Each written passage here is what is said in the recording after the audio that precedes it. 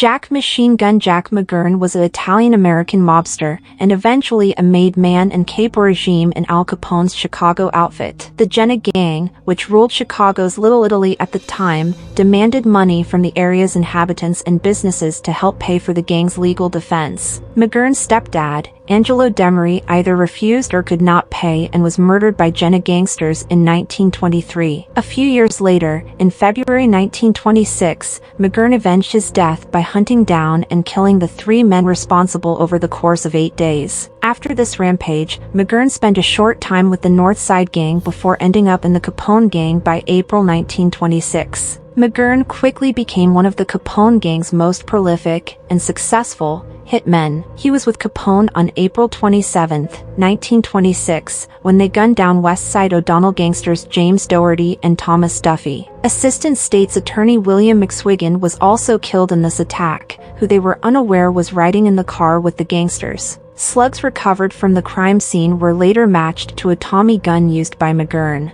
One of McGurn's most high-profile hits was the assassination of North Side Gang leader Earl Himmy Weiss on October 11, 1926. McGurn is reputed to have used his trademark Tommy gun as he gunned down the gang leader from an open window across the street from Holy Name Cathedral. In the summer of 1927, Joe Aiello made an attempt to take over the Union Siciliana. He put $25,000 bounties on Al Capone and Tony Lombardo, which attracted assassins from out of town. Between May and September 1927, Jack McGurn killed at least 4 hitmen that had come to Chicago to kill his boss. On March 7, 1928, McGurn was shot and wounded by the Gus Enberg brothers at the Hotel McCormick at Ontario and Rush Street, from where he had been leading a local takeover of the beer racket. On April 17, McGurn was shot at by Northsiders James Clark and Billy Davern at the corner of Morgan and Harrison. McGurn retaliated by killing Billy Davern a few weeks later. McGurn had part ownership of a speakeasy jazz club,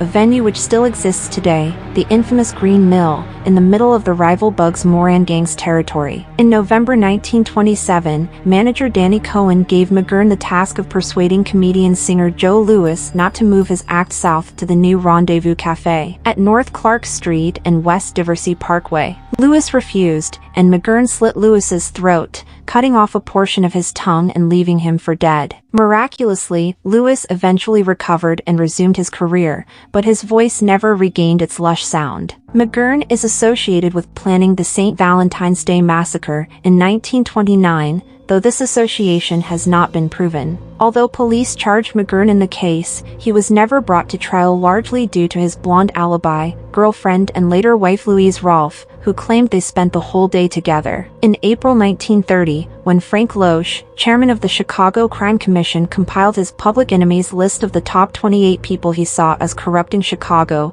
McGurn's name was fourth on the list, which was published nationwide. This notoriety caused him to be shunned by the outfit. McGurn, impoverished and cast out of the outfit, was assassinated by 3 men with pistols on February 15, 1936, one day after the 7th anniversary of the St. Valentine's Day Massacre. He was bowling at the Avenue Recreation Bowling Alley at Milwaukee Avenue in Chicago. McGurn's assassins tossed a Valentine card with a prophetic poem near to his body. "You've lost your job, you've lost your dough, your jewels and cars and handsome houses. But things could still be worse, you know. At least you haven't lost your trousers." He was laid to rest at Mount Carmel Cemetery in Hillside, Illinois.